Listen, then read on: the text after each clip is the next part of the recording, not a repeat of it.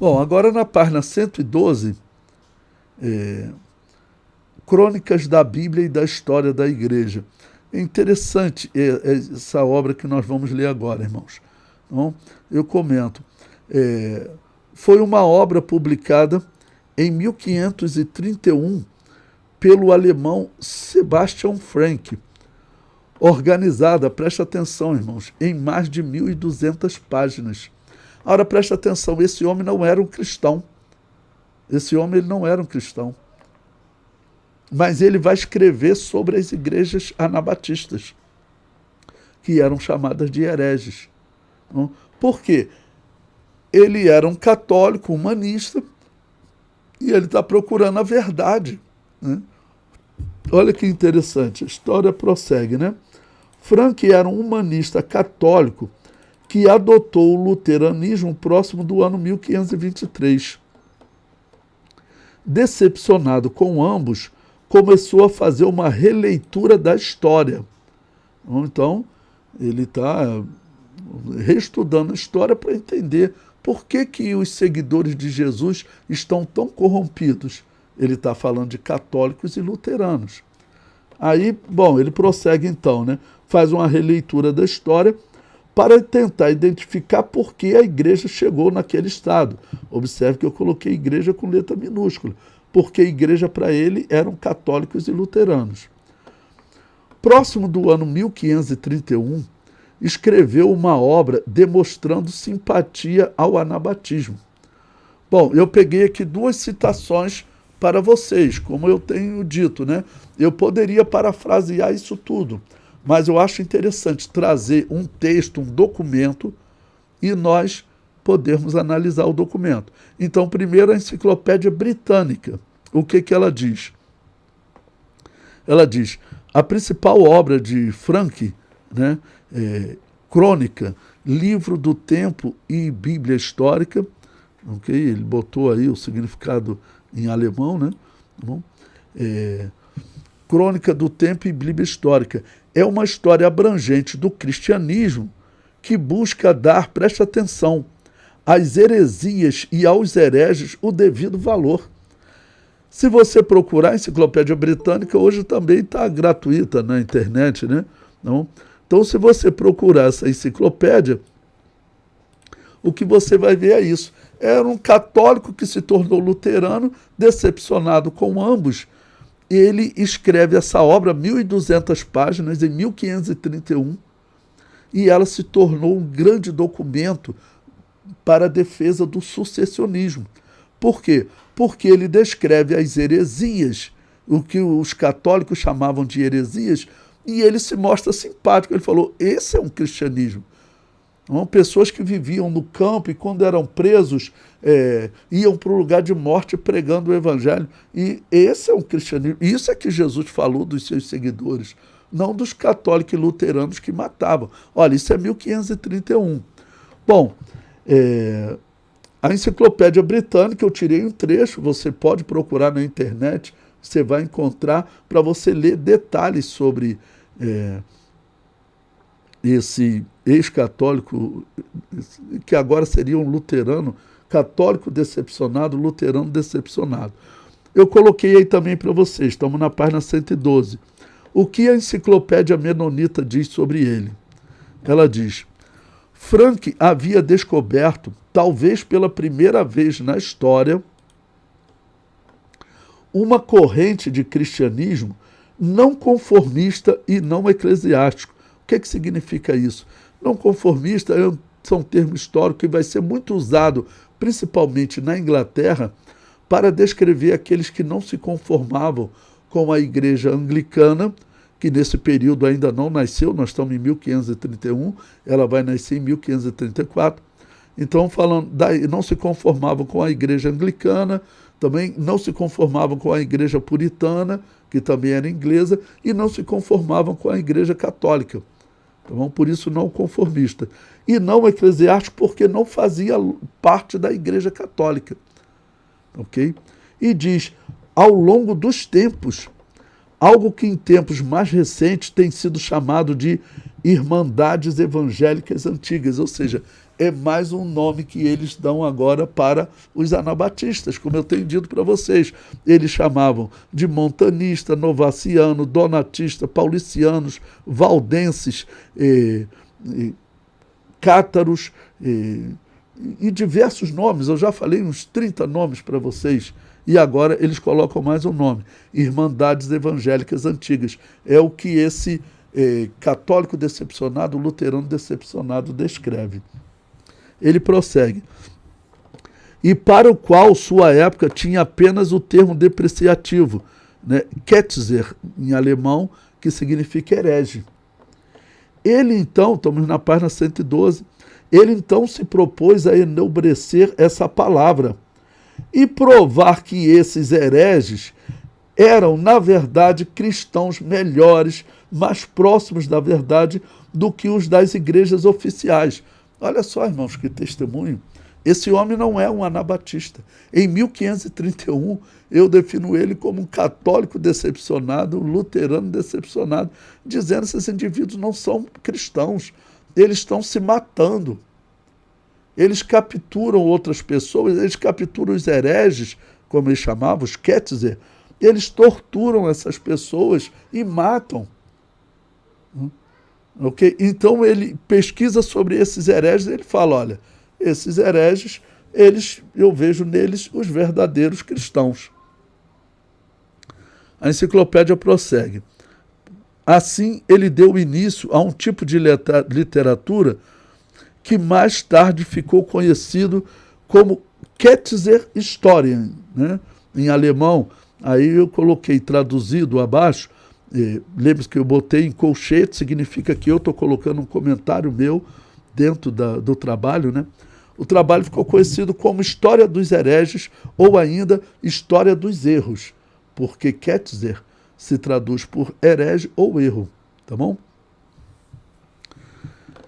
Ele diz, por ordem dos magistrados, Frank foi expulso de Estrasburgo, que é a Alemanha, né, com esposa e filho, justamente por ter publicado este livro em comum. Então, uma obra publicada em 1531, essa obra não existe em português, publicada em 1531, e essa obra, acaba que os luteranos expulsam ele de lá, porque essa obra ela defende o seguinte, olha, esquece o catolicismo, esquece o luteranismo e busca o cristianismo desses que eles chamam de hereges. Essa obra é importantíssima para a história da verdadeira Igreja de Jesus, tanto que ele acabou sendo expulso pelos luteranos, né? A enciclopédia prossegue. O livro é composto de 3 partes.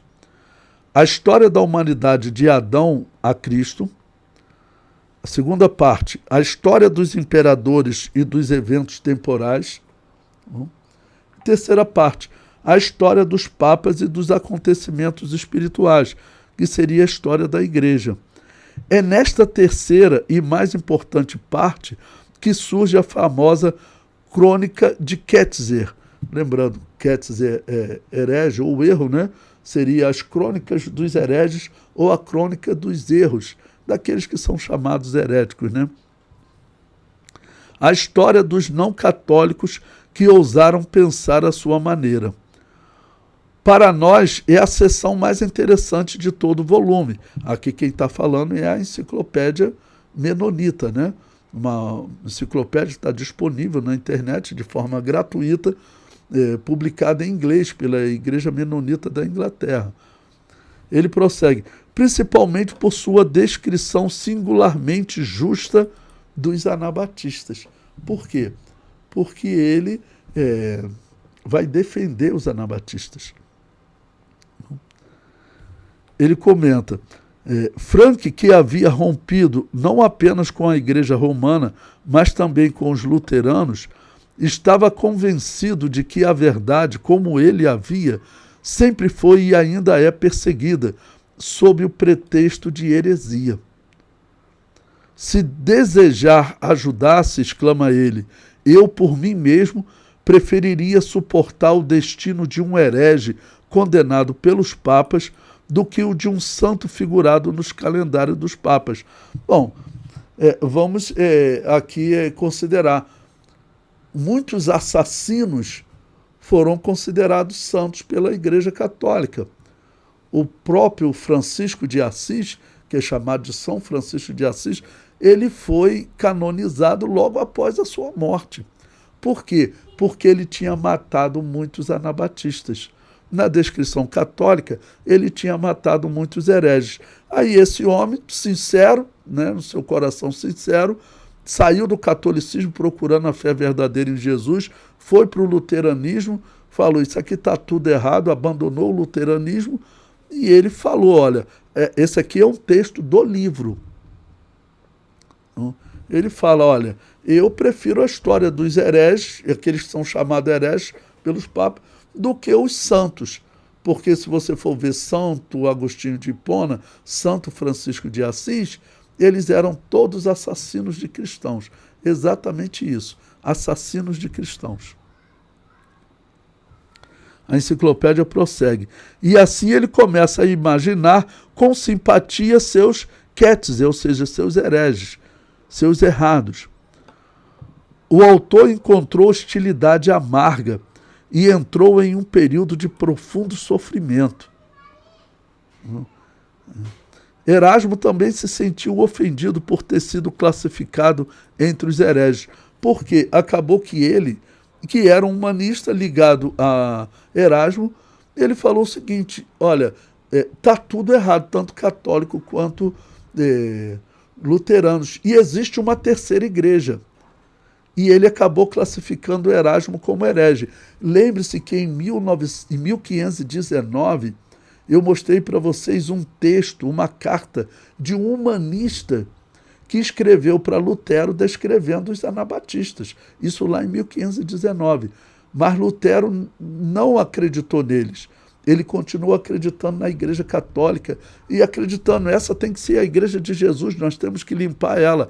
E Erasmo vai morrer assim, ele nunca vai aceitar o luteranismo, até porque ele critica a violência de Lutero, tá ok? Então acaba que esse Ketzer, esse Frank, desculpe, ele acaba classificando Erasmo como herege também. Ou seja, vocês é que são os verdadeiros hereges. E Frank está certo. O comentário prossegue. Ele apresentou uma queixa ao conselho em Estraburgo, talvez sobre a influência de Busser, e fez com que o assunto fosse investigado. Estamos agora na página 113.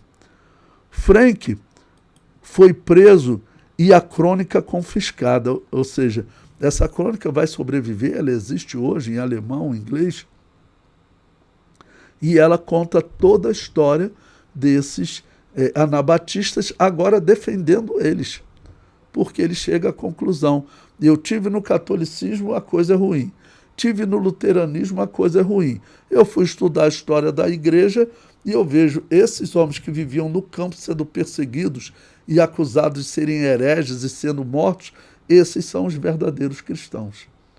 É um testemunho importantíssimo. Eu considero, pelo que eu apresentei para vocês, que eu matei o catolicismo e matei o luteranismo, o protestantismo, né? O calvinismo, matei todos eles. Mas é importante ver um testemunho de um homem desse e uma crônica dessa, que infelizmente não existe em português, mas a gente pode buscar, ainda não encontrei, tentar conseguir em inglês, comprar essa obra, né? Não consegui ela em PDF. Tá bom? Estamos na página 113, o comentário prossegue. Frank foi então libertado e expulso da cidade, e a venda de seus livros foi proibida. Em Ulm, no verão de 1534, publicou seu Paradoxa, 280 declarações sobre Deus e o mundo.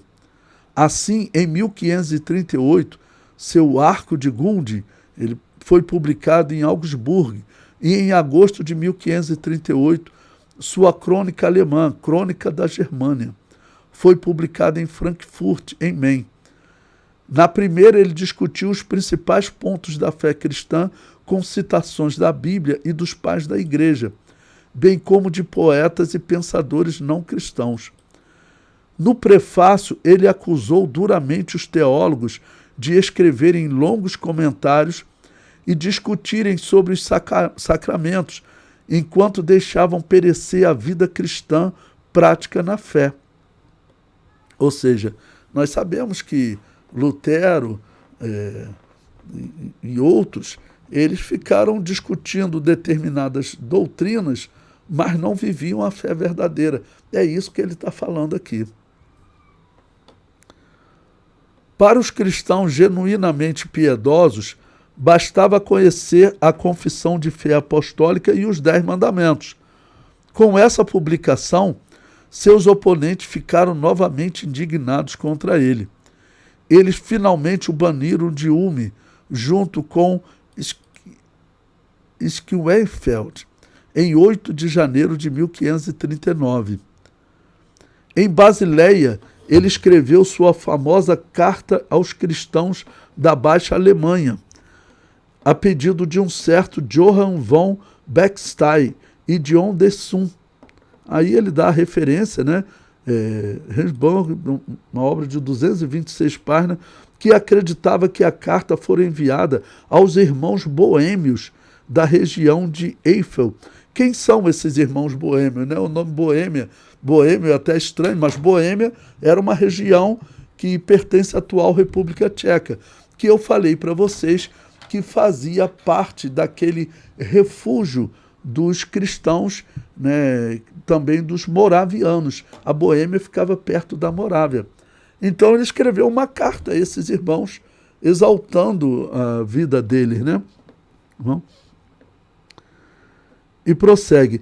Como Menon Simons permaneceu lá por algum tempo, em 1537, pode-se presumir que esta carta era destinada à Irmandade Anabatista. A carta admoesta seus queridos irmãos, que são como ovelhas no meio de lobos. Olha só, esse homem muito provavelmente se tornou um anabatista. Tá bom? Então ele diz, como ovelhas no meio de lobos, a buscarem Cristo e o reino de Deus, não exteriormente, mas interiormente, e os adverte contra o sectarismo e o separatismo. Para o anabatismo, Sebastian Frank é de importância duradoura. Tudo isso, irmãos, está sendo falado pela Enciclopédia Menonita. Como eu falei para vocês têm descrição dele na Enciclopédia Britânica, na Enciclopédia Menonita. É um personagem a ser estudado, tá bom? Porque tem muitas coisas interessantes sobre ele. A enciclopédia prossegue, estamos na página 113. Essa importância pode ser resumida nos seguintes pontos. Ele tinha conexões pessoais com o movimento e muitos de seus líderes. Por essa razão, a avaliação que ele fez deles em seus escritos tem um valor especial e constitui uma fonte autêntica de informação sobre sua história e doutrinas iniciais. Em terceiro lugar, ele é seu defensor e mais caloroso defensor contra falsas acusações, que eu tenho dito para vocês era o padrão da Igreja Católica, né? Acusar os irmãos falsamente. Por meio de seus escritos, ele teve considerável influência sobre eles. Ele próprio foi influenciado por eles e baseou em seus ensinamentos seu conceito mundialmente livre de um cristianismo prático, baseado na experiência interior e que se ativa no amor. Ele nunca se cansa de proclamar o direito do indivíduo em questões de fé, sobre o erro de toda força, a responsabilidade do indivíduo, que não pode ser tirada dele por nenhuma fraternidade ou tradição. Essas são ideias encontradas no anabatismo, que não foram universalmente reconhecidas e valorizadas até nossos dias. E essa é a enciclopédia, eu mostrei para vocês, a Enciclopédia Britânica e a Enciclopédia Menonita. Ambas estão disponíveis na internet para vocês mergulharem nesse assunto. Nós estamos num período muito importante, irmãos, da vida cristã. Vocês estão vendo as coisas que estão acontecendo, ao mesmo tempo que tem cristão, por exemplo, seguindo o caminho inverso desse homem. Esse homem se decepcionou com o catolicismo, se decepcionou com o luteranismo. Tem cristão se tornando luterano. Isso é um absurdo, isso é inaceitável. Luteranismo não é cristianismo. Estão seguindo o caminho inverso. Eu estava vendo, hoje é dia 13 de outubro, eu vi o sermão completo do Donald Trump lá em Israel, né, descrevendo esse novo período, como ele falou. Agora vai nascer um período de paz permanente para judeus, para palestinos, para árabes, para todo mundo. Esse tipo de diálogo, ele nos dá a entender que nós estamos no tempo do fim, porque foi o que Daniel falou, que haveria uma grande aliança de paz. E nós estamos vendo uma aliança de paz como a nossa geração não viu. O que está sendo assinado? O que está sendo proposto lá? Será que está falando na reconstrução do templo? Então, assim, são sinais que nós estamos no tempo do fim.